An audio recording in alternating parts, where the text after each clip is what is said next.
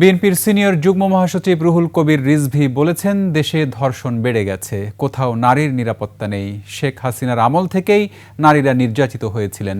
এখন তো ছাত্রলীগ যুবলীগ নেই, তাহলে কারা এই হিংস্রতার সঙ্গে জড়িত?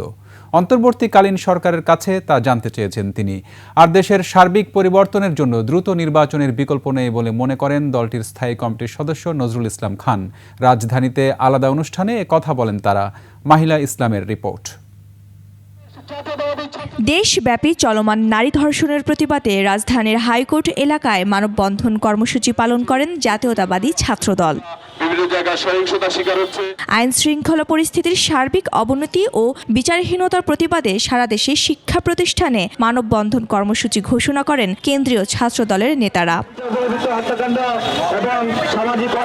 দেশব্যাপী খুন ও ধর্ষণ বেড়ে যাওয়ার প্রতিবাদে নয়াপল্টনে বিএনপির কেন্দ্রীয় কার্যালয়ের সামনে জাতীয়তাবাদী মহিলা দলের বিক্ষোভ মিছিল। পূর্ব সমাবেশে প্রধান অতিথি হিসেবে যোগ দেন যুগ্ম মহাসচিব রুহুল কবির রিজভী। এ সময় তিনি বলেন, প্রশাসন ঠিক থাকলে দেশে এমন বিশৃঙ্খলা হতো না।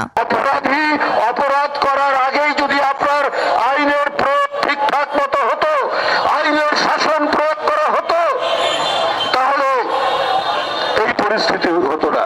বিএনপির ভারপ্রাপ্ত চেয়ারম্যান তারেক রহমান সব সময় মাগুরায় ধর্ষণের শিকার শিশুটির খোঁজ খবর রাখছে বলেও জানান রুহুল কবির রিজভী।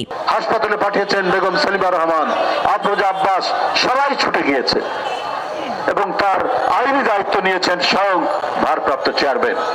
এদিকে গুলশানে হোটেল লেকশোরে বিএনপির ভারপ্রাপ্ত চেয়ারম্যান তারেক রহমানকে নিয়ে লেখা তারেক রহমান নেতা ও নেতৃত্ব বইয়ের মোড়ক উন্মোচন অনুষ্ঠানে কথা বলেন দলের স্থায়ী কমিটির সদস্য নজরুল ইসলাম খান। এ সময় দ্রুত নির্বাচন দেওয়ার দাবি জানান তিনি। আপনার একটা রাষ্ট্র পরিচালনা করতে হলে তো আপনার রাষ্ট্রের ক্ষমতার পরিবর্তন আনতে হবে, এবং সেটা আনতে হবে গণতান্ত্রিক প্রক্রিয়ায়, ভোটের মাধ্যমে, নির্বাচনের মাধ্যমে। মাহিলা ইসলাম, 21 টেলিভিশন, ঢাকা।